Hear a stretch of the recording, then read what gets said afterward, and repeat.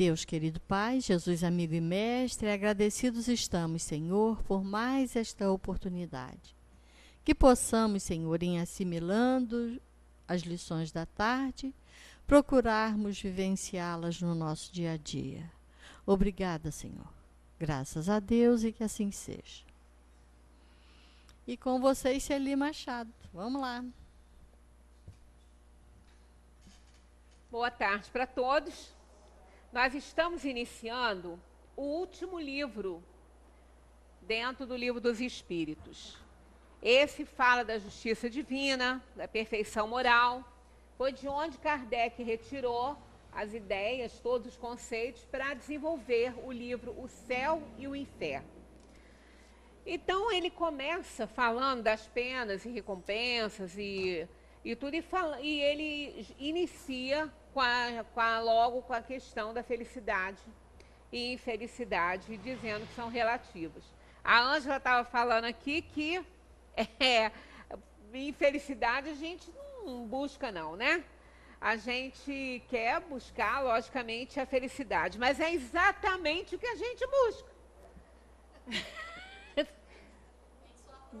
Sem querer, mas fazendo, é o que a gente busca, porque a gente tem um conceito muito errado do que seja felicidade, né? E aí a gente busca felicidade e acha infelicidade, nessa busca que a gente faz atrás dessa felicidade, né? Então vamos ver o que os espíritos falam a respeito disso aí. O homem pode gozar na Terra uma felicidade completa? É a pergunta 920 que inicia essa última parte, a quarta parte, né, dos espíritos. E eles respondem de saída que não. Pois a vida lhe foi dada como prova ou expiação, mas dele depende abrandar os seus males e ser tão feliz quanto se pode ser na Terra. Então, com essa resposta aqui, a gente já entende por que é que essa terra não é um ponto turístico para ninguém. Ninguém veio para cá fazer turismo. A Terra é um planeta atrasado, é linda, né? Materialmente falando, ela é linda. Ela oferece todas as condições de vida, inclusive os físicos, os astrônomos, estão todos na corrida de encontrar um planeta igual a esse aí nosso, ou pelo menos parecido, que possa comportar a vida como ela é aqui. A nossa constituição, as nossas necessidades, né? O Stephen Hawking, antes de morrer, ele falou que é necessário encontrar um outro planeta para abrigar a vida que tem na Terra, porque a Terra não tem muito tempo. Esse muito tempo, em níveis universais e físicos e da astronomia, é muito tempo, né? Nós vamos desencarnar e reencarnar e a bichinha ainda vai estar por aqui. Só que em condições piores, porque o homem está acabando com ela. Então, claro que ele fez a parte dele na parte física, de físico que ele era, mas não é interessante encontrar e que eles, acredito que não vão encontrar, porque o controlador disso tudo, que é Deus, sabe que se encontrar, vai acontecer com ela o mesmo que aconteceu com essa. O que adianta levar uma laranja podre para colocar em outro saco de laranjas limpas?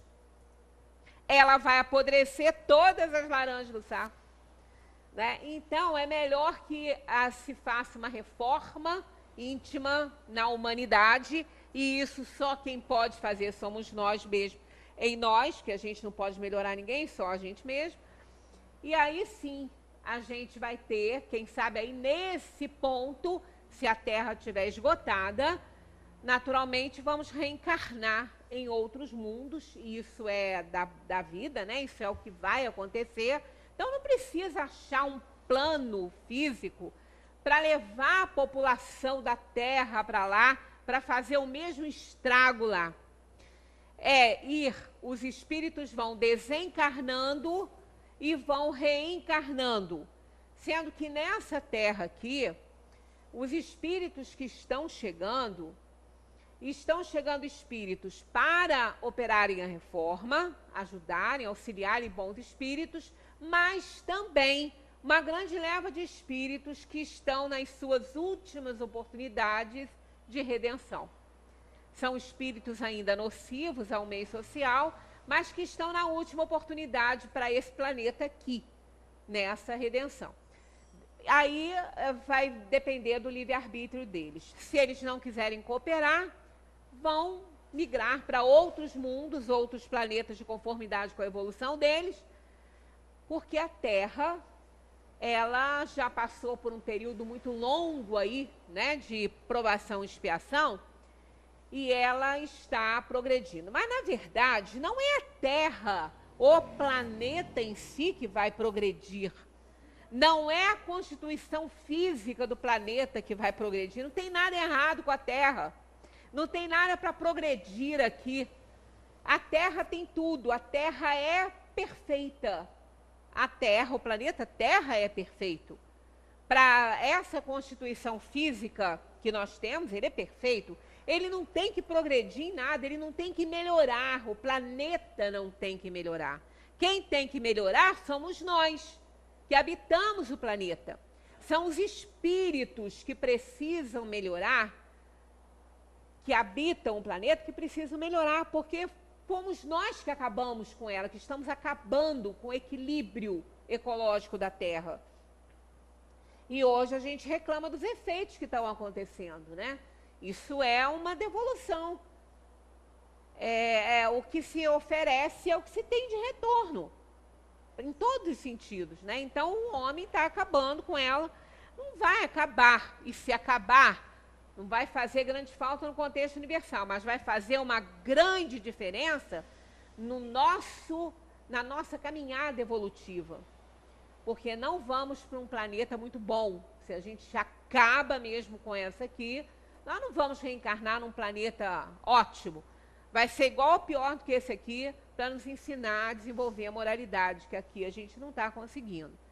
Então, não vamos esperar, a Terra não vai progredir, quem vai progredir são os espíritos. Então, ou nós aprendemos que a gente tem que mudar, que tem que fazer reforma íntima e tem que fazer a parte da gente como co-criadores nesse universo para reencarnar nessa Terra novamente e ir curando as feridas que fizemos nesse planeta, ou então nós vamos para outro, pior do que esse aqui, né?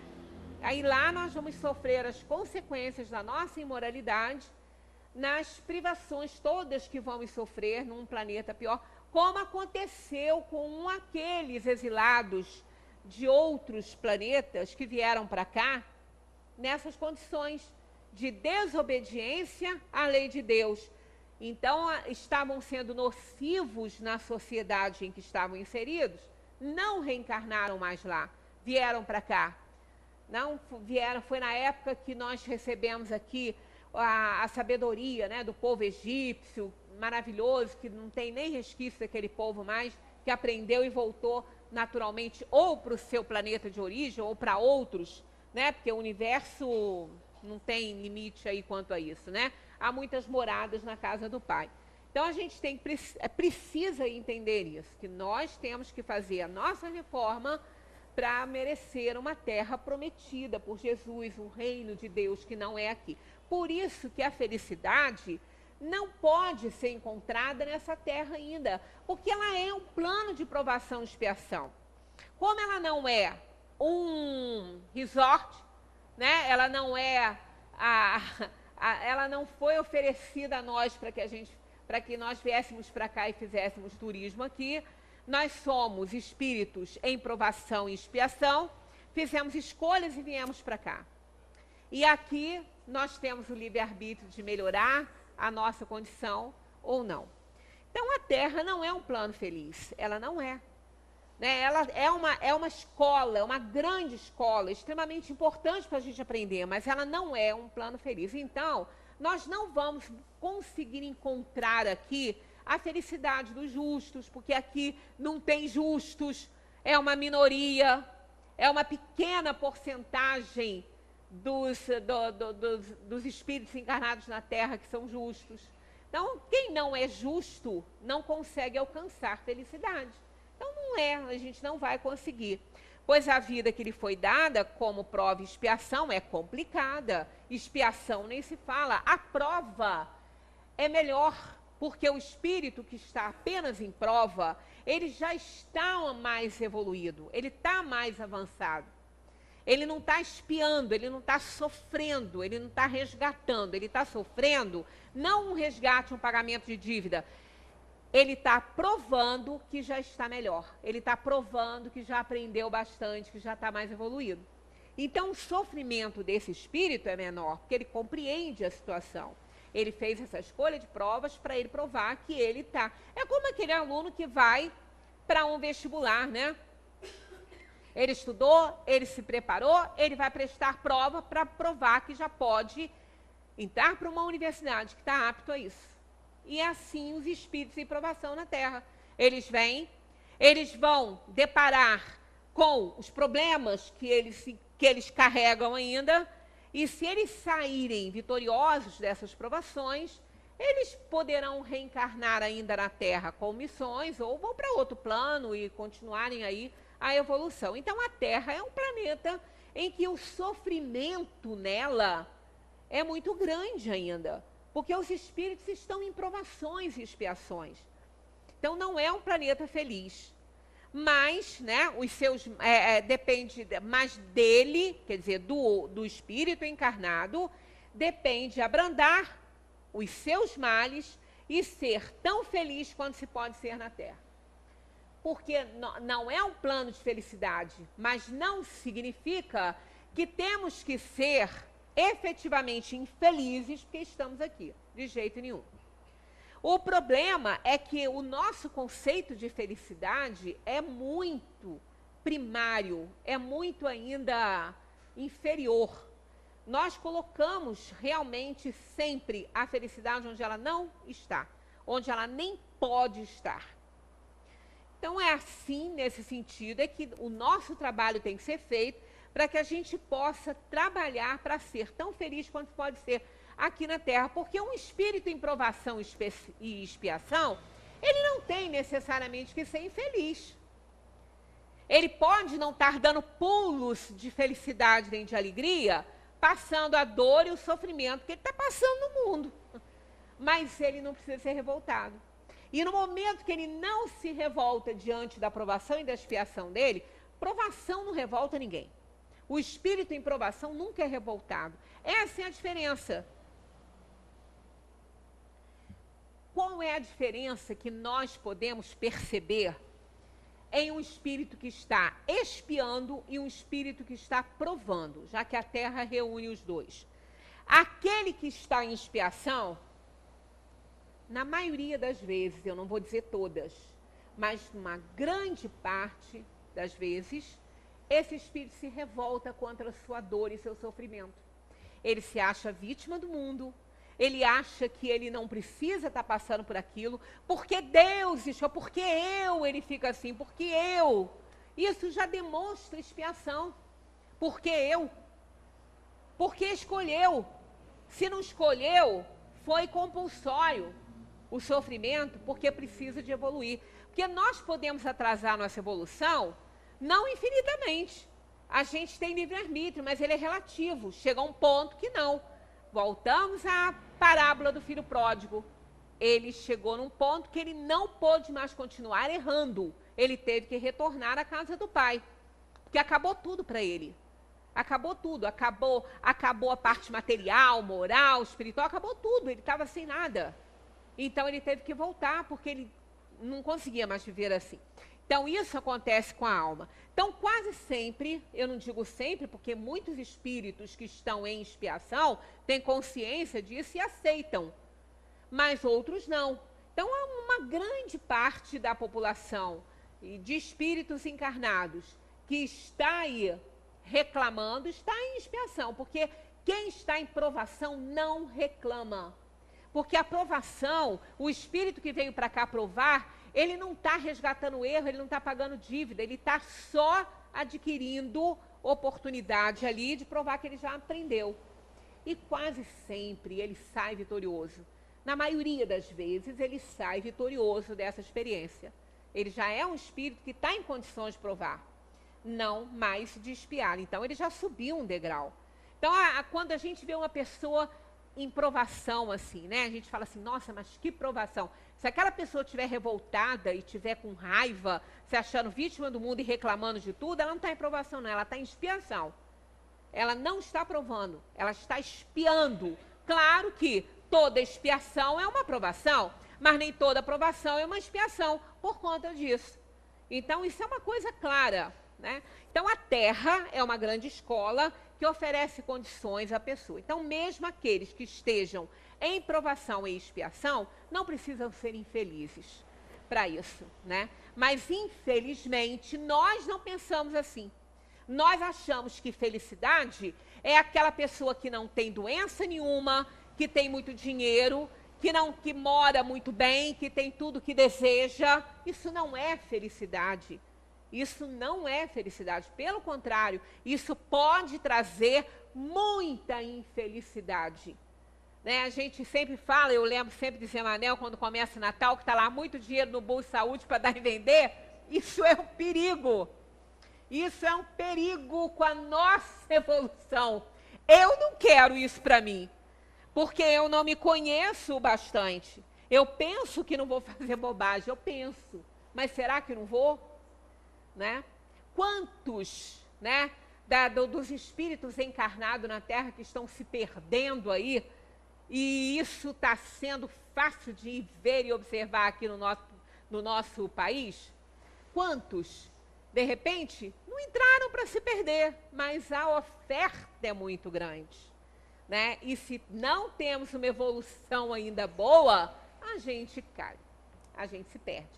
Então, não é uma boa coisa, não. Tanto que a prova da miséria é mais difícil que a da riqueza. Será? Coisa nenhuma. A prova da riqueza é muito mais difícil que a prova da miséria. Porque na riqueza a gente pode se perder. Na miséria pode se tornar um marginal, uma pessoa nociva à sociedade, mas, né, ele tem uma oportunidade aí de rever seus conceitos. E o dinheiro camufla um pouco isso, né? O poder e a riqueza tiram um pouco dessa lucidez aí, mas também não significa que é prova perdida, de jeito nenhum. Tem muitas pessoas que sabem muito bem usar a sua riqueza e o seu poder. Muitas, muito mais do que a gente imagina. Quase sempre depois que morre que a gente fica sabendo. As obras que fazem, né? A assistência social que oferece. Então, isso não é regra, né? Todas as provas e expiações são difíceis. Então, a Terra, sem dúvida, ela não é um plano de felicidade ainda. Na 921, Kardec pergunta: concebe-se que o homem seja feliz na Terra quando a humanidade estiver transformada? Mas enquanto isso não se verifica, pode cada um gozar de uma felicidade relativa? E é aqui que eles dizem que sim. O homem é, na maioria das vezes, o artífice de sua própria infelicidade. Nós é que construímos as nossas dores e os nossos sofrimentos. Inclusive aqueles que a gente acha que não merece. Porque se eles não foram construídos agora, eles foram embasados em outras experiências na carne. Nós, em outras oportunidades de experiências aí, reencarnatórias, erramos muito. E aí a gente tem que resgatar isso, né? Se hoje a gente se acha inocente, até podemos ser os inocentes de hoje e os culpados de ontem. Então, contraímos dívidas no passado. Não significa que essa dívida não prescreve. Não adianta ficar recorrendo dos embargos e recorrer do embargo, e mais embargo, e mais embargo. Com essa, não. Com essa não tem jeito. Não adianta passar o tempo para prescrever o crime e sair inocente para a sociedade. Dessa dívida não tem recurso para se correr atrás. Essa aí tem que ser paga. Não prescreve. De uma encarnação para outra, não prescreve. Às vezes a pessoa pensa, poxa, eu não concordo com isso, eu não fiz nada disso. Foi outro que fez. Outro não, foi você com outro corpo. Não é porque você está ou numa polaridade sexual diferente, né? Foi mulher, na outra homem agora. Não, se fez o espírito que fez, porque o corpo não faz nada. A matéria não faz nada. Nós não somos corpos, nós somos espíritos. Os corpos são apenas roupagens que a gente usa para que a gente possa se manifestar no plano material. Então, nós é que fizemos.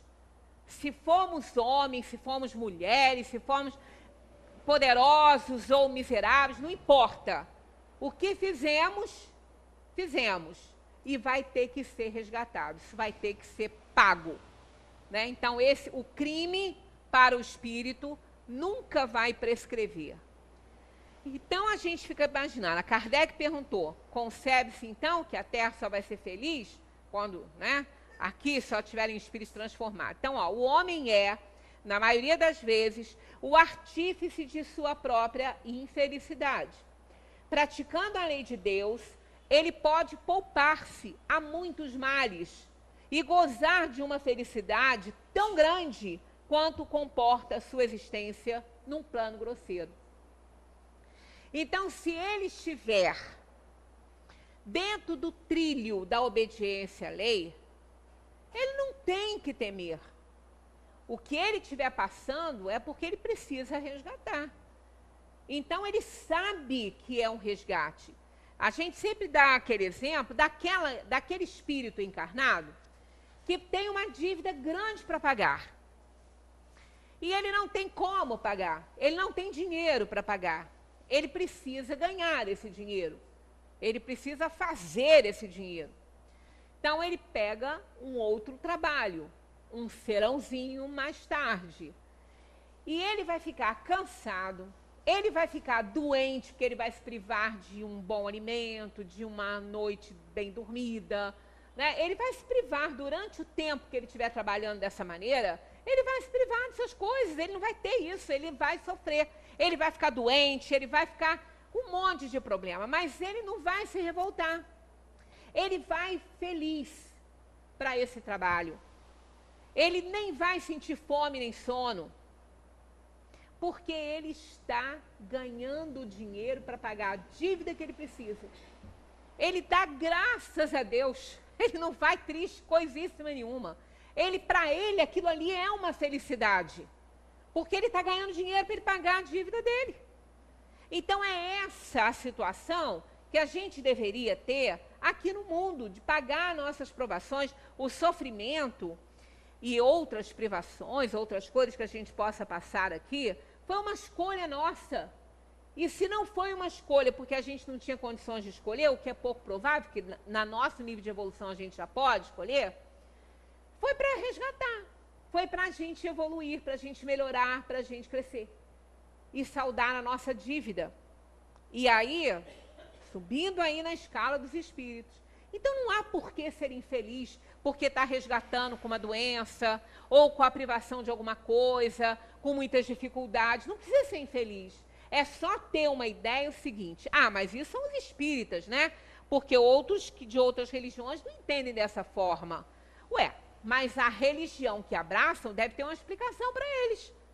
Porque aquele que não encontra uma explicação lógica para as suas perguntas dentro da filosofia que abraça, tem que procurar outra que responda. Tem tantas. O que não falta é religião. Né? Por falta de religião, ninguém deixa de ser salvo. O problema é que não é a religião que salva, e é que está. É o que nós fazemos com o que a gente aprende. Então, aquela pessoa que recebe da sua religião, da filosofia que abraça uma explicação lógica para as suas perguntas, está ótimo. E ele vai ser infeliz por quê? Ele não tem que ser infeliz. Agora, se não está respondendo, ele tem que procurar uma que responda. Para ele, então, poder entender. Porque a criança, quando é colocada na cadeirinha do pensamento, num castiguinho, se ela souber, se ela tiver tido uma conversa, né, com o responsável que a colocou ali, sobre a questão que a levou para ali, a situação que ela procurou isso, que ela fez, ela pode até ir injuriada, mas ela não vai revoltada, ela sabe que ela fez errado. Tanto que depois ela sai e fala que não vai fazer mais. Então ela entendeu que está errado. Ainda que seja para ela sair do castigo, ela fala que não vai fazer mais. E se fizer, volta. Se fizer, volta. Quantas vezes fizer, quantas vezes volta. Até que ela entende que não vai poder fazer mais. Mas ela tem que ir para o castigo. Ela até. Castigo é horrível essa palavra, mas ela tem que ir para aquela situação que a incomode, de alguma forma, para ela poder entender. Então, nós é que procuramos as nossas situações de graça ou de desgraça. Não tem a menor dúvida quanto a isso. E se a gente compreende o fato, a gente pode ser feliz aqui nessa terra quanto em outra. Ao comentário de Kardec. O homem bem compenetrado do seu destino, olha lá, olha a frase. O homem bem compenetrado. Não é só o homem compenetrado, é bem compenetrado, é mais que compenetrado, né? Mais atento ao seu destino futuro, não vê na existência corpórea mais do que uma rápida passagem. Nós sabemos que a reencarnação é fato. Quantas vezes que a gente já foi e já voltou? A gente não lembra, mas está no arquivo mental. No fundo, a gente sabe que não vive uma vez só, porque senão esse Deus que a gente acredita e que a gente ama, deixa de ser tão perfeito, absolutamente falando. Porque ele vai dar oportunidade a uns de viver 60, 50, 40, 100 anos, e outro ele impede a vida ainda no útero. Que Deus é esse? Se a gente tem uma vida só, mas criança vira anjo. E daí? E daí? Não vamos fazer isso com Deus. Não vamos ter essa percepção da inteligência divina, que é horrível isso, né? É horrível isso. Então, intuitivamente, a gente sabe que uma vida só não dá para nada. Não dá para nada, não dá nem para aquele que viveu 100 anos. Sabe-se lá o que ele fez da vida dele? Às vezes, um que morreu com 10 viveu melhor que o que morreu com 100.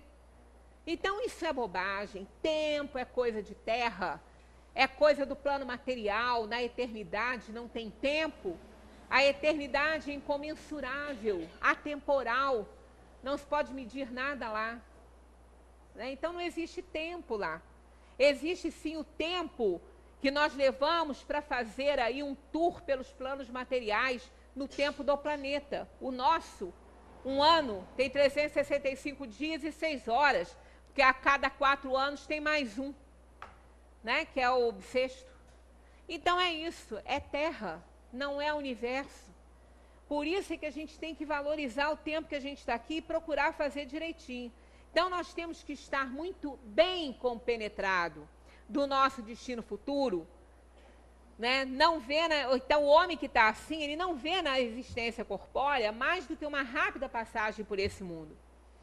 É como uma parada momentânea, tinha que ser maiúsculo aí, ó. É como uma parada momentânea numa hospedaria precária.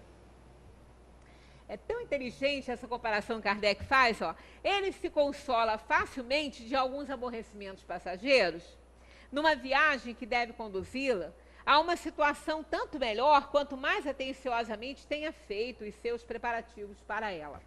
A gente vai fazer uma viagem, então a gente programa tudo bonitinho, né? Vê hotel, tudo bonitinho, faz revisão no carro, tudo beleza. E aí parte para a aventura. Só que tem que, apesar de todos os nossos esforços e atenção com a nossa viagem, nada impede que um grande prego ou uma grande pedra possa furar o pneu do nosso carro. E aí a gente troca, mais à frente fura de novo, não tem mais nenhum, e se tiver só um, fura terceiro, e daí? Vai ter que parar. Não vai poder seguir viagem, né? Aí a gente está lá no meio do nada. Não tem nada em volta, né? Tudo escuro, é uma estrada. De repente a gente vê uma luzinha e segue para lá. Chega lá, o lugar é horroroso. É uma parada triste. Bem trash mesmo, né? Aí tá lá, tem inseto, tem não sei o quê, mas vai ter socorro. Vai ter uma comidinha que não seja muito boa, mas vai forrar o estômago, que a fome, quando bate, não vamos escolher muito, não. Porque o estômago não tem olho, né? Então, vai ter uma comidinha ainda que não seja muito boa, vai ter um socorro lá para o carro, vai ter uma caminha que pode não ser confortável, mas vai dar para dormir, e a gente vai se aborrecer, a gente vai dar graças a Deus de ter encontrado aquele lugar. A gente vai ficar feliz da vida. É um estado de felicidade, e como é? E como é? Aí a gente fica pensando, na Terra é mais ou menos isso, na nossa grande viagem. Entendeu? Ela não pode, ela pode não nos oferecer tudo que a gente gostaria, mas ela nos oferece tudo que a gente precisa.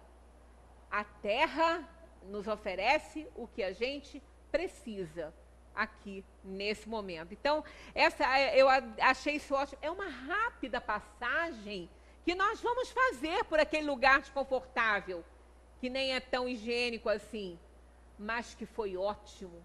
Nos acolheu, nos alimentou, nos socorreu, né? E nos deu um descanso. Olha que maravilha. Isso aí é um palácio. Naquele momento, aquilo lá é um palácio. E a gente já fica extremamente agradecido por aquilo ali. É assim que a gente devia ser com a Terra. Estar extremamente agradecida da dor, do sofrimento.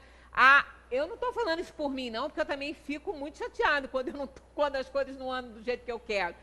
Sempre que vocês ouvirem as coisas aqui, pela minha boca, elas não são minhas, elas são do Espiritismo. Eu sou diferente disso tudo. Não pensem que eu faço tudo isso que eu acho. Isto que eu acho certo. Isso é o certo. Agora, eu estou num plano de provação e expiação. E se estou nessa função aqui, é porque eu devo dever muito. Eu devo ter uma dívida e tanto, porque não é fácil. Quando eu vejo o crachá de espírita, eu falo, meu Deus, pra quê? Vou enfiar ele na gaveta lá no fundo e esquecer dele. Mas não dá mais. Porque se comer, o bicho pega. Se correr, o bicho pega. E se ficar, o bicho come. Então, né? Eu assumi a responsabilidade quando comecei a estudar isso aqui. E agora não tem mais volta. Então, tem hora que eu falo assim, meu Deus, pra que eu me enfiei nessa? Pois é. Aí, ao mesmo tempo, graças a Deus que eu estou nela. Porque senão a gente não sabe nem o que seria, né? Então, é isso que a gente fala. Não é fácil, não. Não é fácil. Evoluir não é fácil. Mudar hábitos não é fácil. Fazer reforma íntima menos fácil ainda, né? É difícil, mas é o único jeito. Então, ainda que a gente não faça com muita pressa, mas façamos. A tartaruga anda devagarzinho, mas ela chega, né? E nós vamos chegar também, com certeza. Somos punidos, Kardec falando ainda, tá? Somos punidos nesta vida pelas infrações que cometemos às leis da existência corpórea, pelos próprios males decorrentes dessas infrações e pelos nossos próprios excessos. Tá vendo aí? É aí que está a questão. A gente busca felicidade e encontra infelicidade por causa disso. Porque a gente infringe leis o tempo inteiro. Nós cometemos enganos o tempo inteiro. E ainda acha que está certo. Né? O que a gente não enxerga o que faz? Faz e acontece e acha que está certo. Que quem critica é que está errado, que quem julga é que está errado. Não, a gente está fazendo bobagem. Vamos pensar, né? Se remontarmos pouco a pouco à origem do que chamamos infelicidades terrenas, veremos a estas, na sua maioria, como a consequência de um primeiro desvio do caminho certo. Aí é que está. Teve um primeiro desvio no caminho certo, a dificuldade de retorno para o caminho certo é difícil. O mais fácil é a gente continuar nos desvios que vão surgindo, porque um puxa o outro. E depois a gente se atola de uma tal maneira que não tem, quase que a gente acha que não tem retorno, mas tem, sempre tem. Porque os arrastamentos, segundo o Espiritismo, são irresistíveis, mas com a vontade são irresistíveis para o mundo, mas para o espírito não. Para o espírito, os arrastamentos não são irresistíveis. Só para nós aqui no mundo, né? Os espíritos falam, arrastamentos existem, mas não são irresistíveis. Mas a gente acha que é. Tanto que a gente cai neles. E o pior é que eu já trouxe até aquele texto Caindo no Buraco, né, de Portia Nelson. A gente cai no mesmo buraco e está lá no mesmo buraco.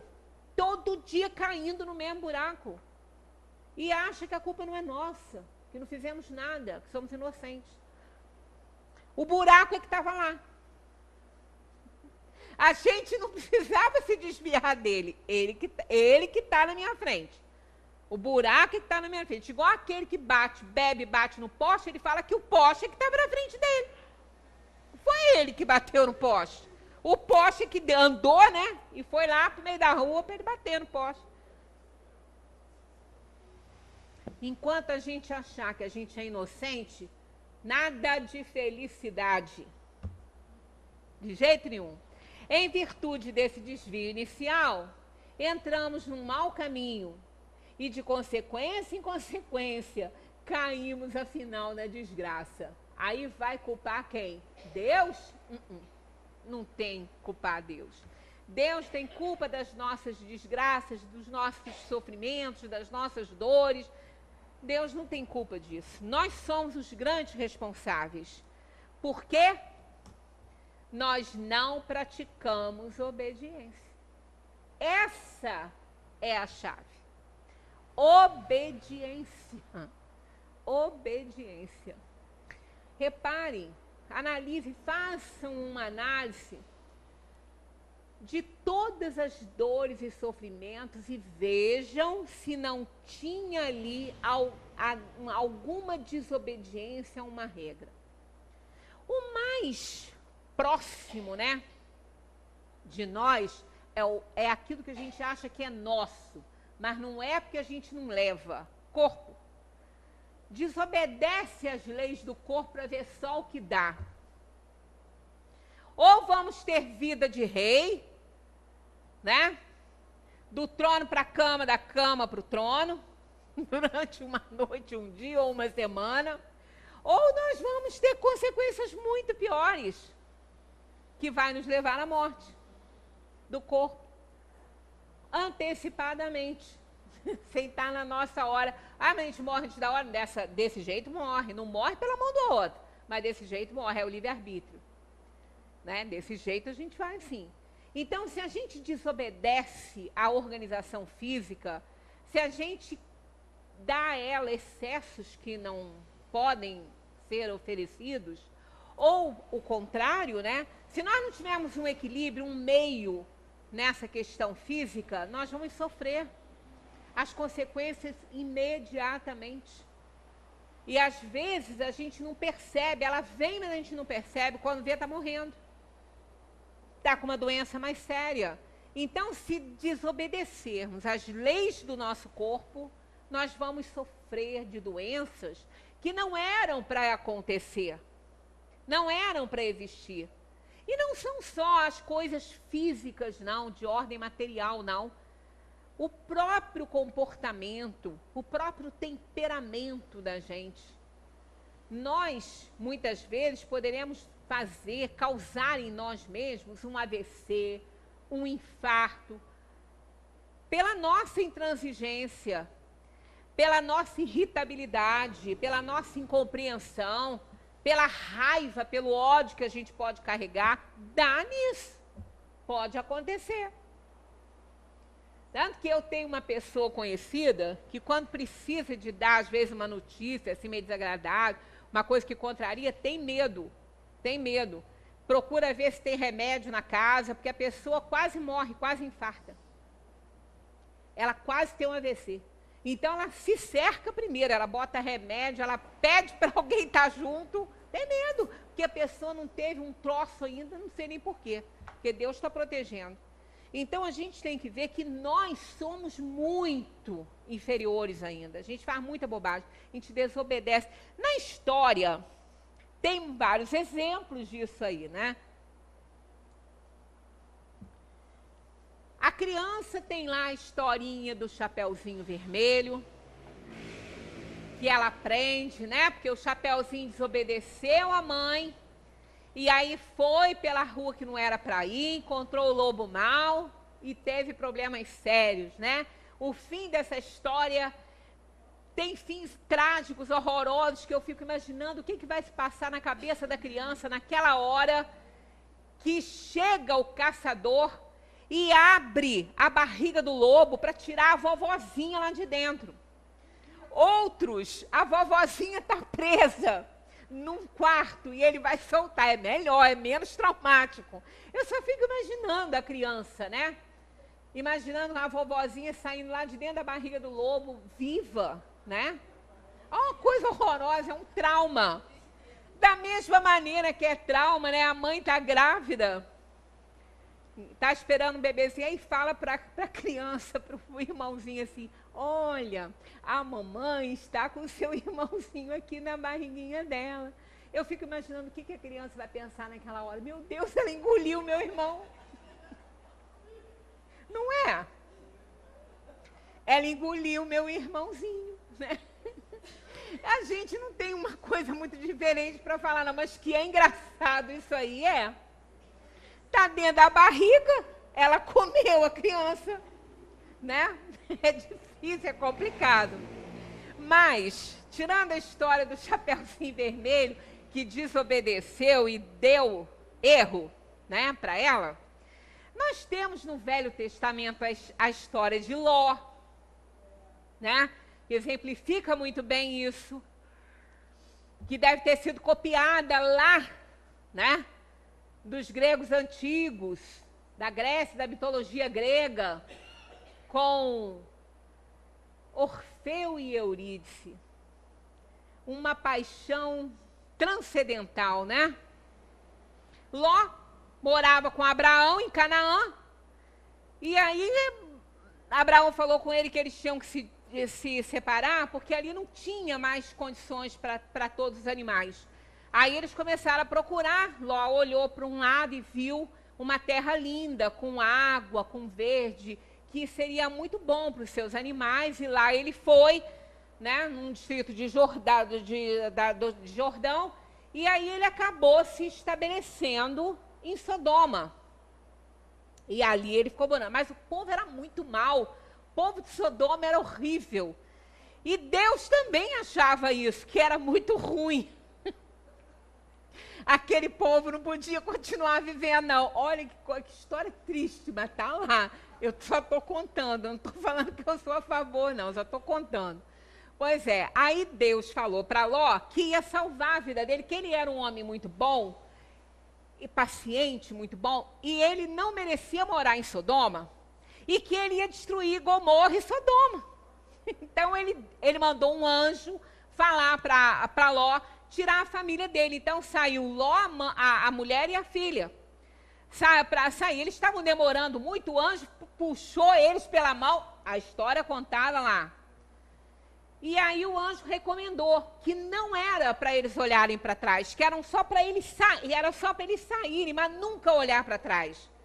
Ló, que era bom e extremamente obediente, não olhou, a filha também não, mas tinha que ser a mulher. Quando eu li essa história, fiquei com a raiva. Tinha que ser a mulher, olhou para trás. Não podia ser outra, tinha que ser a mulher. Virou uma estátua de sal, né? Ela desobedeceu. E com Eurídice e Orfeu, não foi muito diferente, não. Ele era apaixonado, ele era guerreiro, mas ele não foi conhecido por ser guerreiro. Orfeu foi conhecido pela música que ele tocava, que era divina, todos paravam para ouvir. Ele era conhecido em todo o tempo por causa disso. Se apaixonou pela ninfa Eurídice, o grande amor da sua vida. Só que casaram, né? Mas Eurídice estava lá junto com umas amigas e tudo, num bosque bonito. De repente, ela foi assediada por um pastor que queria violentá-la. Ela correu, nessa corrida ela pisa numa cobra. E ela foi mordida e morreu dessa picada de cobra. E ela foi para o reino dos mortos. Orfeu ficou em desespero, enlouquecido, porque perdeu seu grande amor. E foi lá conversar com Hades, tirar satisfação, porque ele tinha levado ela. E pedir para devolver. Ele e sua mulher Perséfone falaram que não iam devolver de jeito nenhum. Mas Orfeu, em desespero, começou a tocar a sua lira, que foi dada pelo seu pai, que ele era filho de Apolo, né? Tocando a sua lira, começou a tocar o coração até do Deus dos mortos, das profundezas, né? Que resolveu, então, devolver a sua amada. Mas falou para ele, vá na frente que Eurídice vai segui-lo. Não olhe para trás, falou para Orfeu, não olhe para trás. E lá foram eles. Quando eles estavam próximos às portas do reino dos mortos, ele teve dúvidas que Eurídice estava atrás dele. Ele achou que Hades o tinha enganado e olhou. Quando ele olha para trás, a sua amada despenca novamente para as profundezas dos mortos. E nada mais de amor. E Eurídice e Orfeu passou a sua vida tocando a sua lira, não quis mais saber de nenhum outro amor, de mulher nenhuma, a ponto de ter sido morto por um grupo de mulheres alegres na vida e que eram rejeitadas por ele. Então elas o mataram. Aí a sua lira foi colocada lá no seu túmulo. E ele, então, a encontrou com sua amada. Ao deixar o seu corpo, foi também para o reino de Hades. E lá ele encontrou a sua amada e viveram felizes para além da morte, né? Aí, é ou não é o problema da desobediência? Toda desobediência traz efeitos trágicos para todos nós. Leis de trânsito, tudo, né? Quando a gente não fala o que não deve, não obedecendo à lei do respeito, né? Tudo. A obediência é a chave para a nossa felicidade. Ela é a chave para a nossa felicidade. E quando nós nos tornamos desobedientes, Deus nos coloca no trilho da obediência através de quê? Da dor, porque do amor a gente não tirou proveito. Esse que é o grande problema. Aí sofre. Aí vai dizer que Deus está mandando dor. Não, Deus nos dá as oportunidades para a gente aprender. Só que a gente não aprende. A felicidade terrena é relativa à posição de cada um.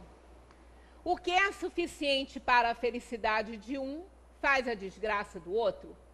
Há, entretanto, uma medida comum de felicidade para todos os homens? Olha a resposta, dói na alma, olha lá. Para a vida material, a posse do necessário, e para a vida moral, a consciência pura e a fé no futuro. Dois problemões na nossa vida. Posse do necessário. O que é necessário? O que é necessário? E o que é supérfluo? Porque o necessário para um é supérfluo para outro. Né? E vice-versa. E olha o outro aí. A consciência pura e a fé no futuro. Que Deus nos socorra. Por quê? Consciência pura num plano de provação e expiação com espíritos inferiores é difícil. E fé no futuro a gente até tem, mas ela é pequena. Porque se ela fosse grande, ou melhor dizendo, talvez nem pequena. Aí é como Jesus falou para aquele grupo de raça de incrédulos. Se tivesses a fé do tamanho de uma sementinha de mostarda, que na época era menor que eles conheciam, estava bom. Transportaria montanhas de um lugar para outro. Mas a gente não tem, na verdade. Se nós tivéssemos realmente fé no futuro, numa vida futura, que a vida continua, a gente não fazia tanta besteira. A gente não fazia tanta bobagem quanto a gente faz. Porque a gente odeia as pessoas, a gente despreza, explora. Se nós tivéssemos certeza que esses personagens vão estar no nosso palco com a gente durante a eternidade, talvez a gente não fizesse assim, né? Mas a gente não tem essa certeza toda, embora saiba disso, né? Não tem essa certeza toda. E a posse do necessário é complicado. Porque aquilo que eu acho necessário para mim, outro pode achar que não é. Então depende de cada um. Depende da vida que cada um leva. Depende daquilo que cada um acha que é necessário. E se não for necessário, a vida vai se encarregar de nos mostrar que não é necessário para nós. E muitas vezes a duras penas. Às vezes, através de um amor na nossa vida, né? Que tira de nós. Aí que a gente vai ver o que é realmente necessário na nossa vida. Infelizmente, no plano de provação e expiação, é assim que acontece. E ninguém está nesse plano porque Deus colocou. Nós estamos nesse plano porque é o plano que a gente merece estar. Porque nós somos assim, ainda, né? Então, a gente tem que ver, e realmente, se a gente for analisar, nós somos muito felizes, muito. Olha só, a gente acorda, né? Vamos fazer uma análise. Acordamos pela manhã, não morremos, porque acordamos, né? Morreu, acordou morto. Existe essa frase. Vocês já não ouviram? Que o sujeito acordou morto? Tem cada coisa muito engraçada. Eu uma vez eu comecei a fazer uma lista de coisas a partir de uma asneira que eu falei. Eu falei, Jesus, eu falei isso, vou escrever. Aí eu botei a asneira que eu tinha falado e comecei a escrever umas coisas assim, copiar, né? Ouvia e escrevia, eu falei assim, eu vou fazer uma crônica com isso aqui, porque é muito engraçado. O sujeito acordou morto. Pois é, então nós não morremos, nós acordamos. Acordamos pela manhã e nos levantamos. Olha que bênção, gente. Olha que felicidade. A gente acordou e se levantou. Porque muitos acordam e não podem se levantar. Aí nós nos levantamos. Uma dorzinha aqui, umazinha ali, é bom para lembrar que a gente está vivo. Porque se a gente não sentir nada, está morto. O corpo está lá dormindo e a gente está fora dele, entendeu? Por isso que não sente mais nada. O corpo está lá. Então, olha, nós nos levantamos, nós temos uma casa, que temos um toalete, um banheiro, que a gente possa entrar, tomar um banho gostoso, com uma água boa. Tomamos um cafezinho da manhã, que não precisa ser um café colonial, basta um pãozinho com uma manteiguinha boa, um cafezinho com leite, olha que delícia. Tivemos isso, todo mundo teve isso, com certeza, é o básico, né? A gente tem essas coisinhas. Tivemos uma roupa para vestir limpinha e cheirosa, né? Quem tem um trabalho foi para o trabalho, outros nem tem, não puderam nem sair para trabalhar. Então, olha como que a gente é feliz. A gente tem um teto para morar, a gente tem uma cama para dormir, tem um alimento para comer, né? Tem um médico para nos socorrer na hora que a gente estiver doente.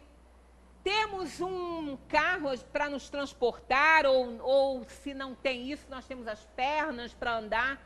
Olha, isso tudo é muita felicidade, gente. É muita felicidade. Mas a gente acha que isso é dever divino, né? Que a gente tenha. Não é verdade. Nós somos muito ricos, muito ricos. Nós temos tudo aquilo de que precisamos. Nós temos. E ainda aquele que não tem, não acha que é pobre por causa disso. Quando ele tem uma percepçãozinha da vida espiritual, ele pensa diferente. Então, nós achamos necessário muita coisa que a gente tem e não é necessário. O necessário mesmo é isso. É nós termos um alimento, o remédio, um teto, amor dos nossos afetos, admiração. Dinheiro não paga isso, né? Então, a gente ter esse carinho familiar, ter aonde morar, ter cama para dormir, ter para onde voltar depois do trabalho ou porque a gente saiu, ter um cantinho nosso para voltar. Isso é ser feliz, isso é ser rico. Porque metade ou talvez mais da metade da população não tem isso. Não tem isso, né? Do mundo, que eu estou dizendo. Do mundo. Muito mais da metade da população do planeta não tem isso. Então, nós somos muito ricos. Então, essa questão do necessário, a gente tem que avaliar. Porque juntar muito em celeiro é bobagem. Porque se vier o anjo da morte nos buscar amanhã, não adiantou nada juntar. Muitas vezes deixamos de dar um abraço no nosso amor, no nosso afeto, no nosso amigo, tomar um cafezinho com o nosso amigo, né? Jogar uma conversinha fora, contar uma piadinha ainda que sem graça, mas o outro por educação ri. E tudo isso é muito bom. Isso é felicidade. Isso é ser feliz. A felicidade, ela está em momentos, em minutos. E que não adianta agarrar. Ela vai passar, como tudo passa. Porque nós temos que nos preocupar em ter novos momentos de felicidade, não ficar segurando aquele. Porque não se eterniza nada. Não se eterniza nada, tudo vai passar. Ainda que a gente eternize um momento numa foto, ela também vai amarelar. Ela também vai rasgar, vai perder brilho. Agora, onde que a gente eterniza as coisas? Nas lentes do olhar. Essa foto vai para o arquivo mental. Essa não amarela, não rasga. É a nossa memória. É ali que nós eternizamos as coisas. E para a felicidade nossa, e muita felicidade, nós a mantemos, a nossa memória. Porque hoje, na hora antes de eu vir, estava dando um programa da Fátima Bernardes. Eu gosto da terça-feira porque tem aquele neurologista que eu gosto muito das explicações dele. E ele explicou o fato de um rapaz que foi pular de paraquedas, caiu, bateu a cabeça e ele perdeu a memória. E ele está tentando resgatar. Então, vejam bem, ele não tem memória da filha, de quando ele era pequeno, dos pais, de nada. Então, isso é uma provação ou expiação que a gente pode ter que passar nesse mundo. Porque nada é mais grandioso do que a nossa memória, porque é lá que estão eternizados os nossos momentos todos, né? Todos os nossos momentos felizes e infelizes estão lá. Cabe a cada um de nós preservar esses felizes, tornando-os realidades, no nosso comportamento, na nossa vida, e consertar aqueles que não foram felizes para que se tornem, né, lembranças felizes para frente. Então, a felicidade, realmente, ela não está ligada a muitas coisas, a muito poder, a muita riqueza. Ela está ligada à posse do necessário. E quando nós temos o necessário, a gente consegue uma consciência pura e uma fé no futuro. Porque uma coisa está interligada à outra. Nosso tempo acabou, ainda tem umas coisinhas para a gente olhar pela frente, aqui, até alguns slides que já vieram para aqui, quando eu falei sobre obediência e resignação, mas que se encaixam perfeitamente em como a gente pode ser feliz dessa terra, o tanto que é possível num planeta de provação e expiação. Para a semana que vem, muita paz para todos e até lá.